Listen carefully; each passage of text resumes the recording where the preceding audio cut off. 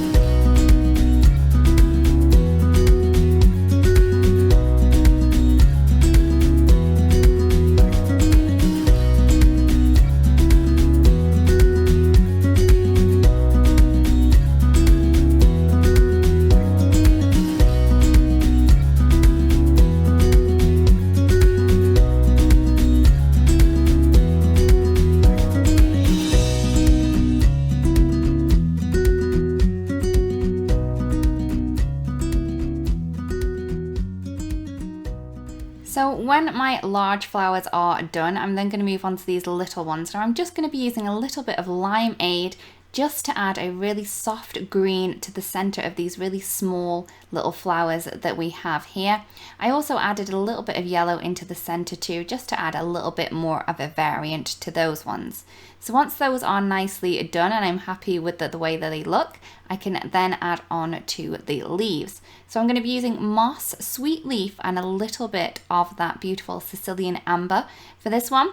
And all I'm going to do is I'm just going to add the clean clear water down first, and then I'm going to drop in that sweet leaf green into where I think it's going to be the darkest, then add some of that yellow around the edge of the leaf, and then a little bit of the moss into the center there. So that is how I have created this. I've also added a little bit of that Sicilian amber into the green just to mute that down a little bit. So I'm going to keep going with this until I have all of the leaves and the stems complete. So a little bit more music while I finish this bit off.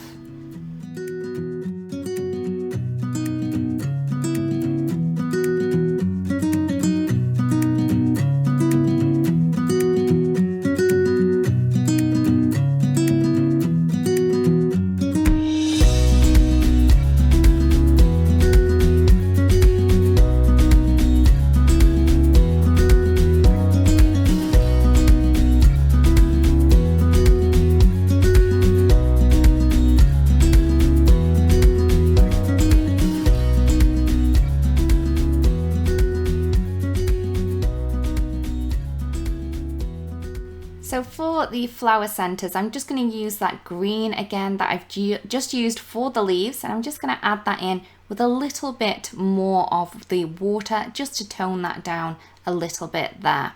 So once I'm finished, I'm going to wait till that's nicely and dry, and I'm then going to cut this to size. So I'm just cutting this down to 4 1/4 by 5 1/2. I am doing a little by little because I don't want to go too much with this, and I want to see how much this is going to take off. And I just want to keep going until I'm happy with that. I'm then going to add a little bit of cutout down the side. So what I'm going to do is I'm going to take my craft knife and a metal edge ruler, and I'm just going to cut a straight line between the images. So I'm not going over the images. I've left those nice and secure. Once I've done that, I can then take my scissors and I'm just going to join up those lines, just going around, fussy cutting around the images, just leaving a little bit of a white background. And this is going to give me a really cool cutout look at the side and just add a little bit more interest to the edge of this card here. So as you can see, I am leaving that white line. It does mean that it's easier to do, and it's also going to save me a little bit of time as well. So once I have the cutout cut out, I'm then going to move on to my card base. So I have a 4 1/4 by 5 1/2 card base, and I do want to add a little bit of pattern onto there.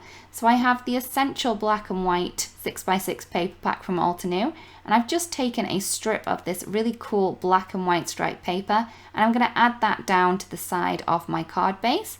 And then when I add this piece on here, you can see that that pattern is going to pop through that little cutout that we've just created on the panel. For the sentiment, I'm going to use one of the sentiments from the Sentiments and Quotes stamp set, and I'm just going to stamp this into place onto that panel using some of my Obsidian ink. And here is the card complete. Even though it's lovely and flat, it does have that added extra from that cutout that we have down the side. And I really did enjoy watercoloring that image from the new coloring book. I really do hope that you liked the card and that you've enjoyed the video. I'll see you again soon. Bye-bye. Hello there, crafty friend, Lydia here. Just popping in to say that you can get your daily dose of crafting tips, techniques, and tutorials just like this by subscribing to the Altenew YouTube channel. All you need to do is click on that little bell up there and you will never miss a video. Thanks for watching. Bye-bye.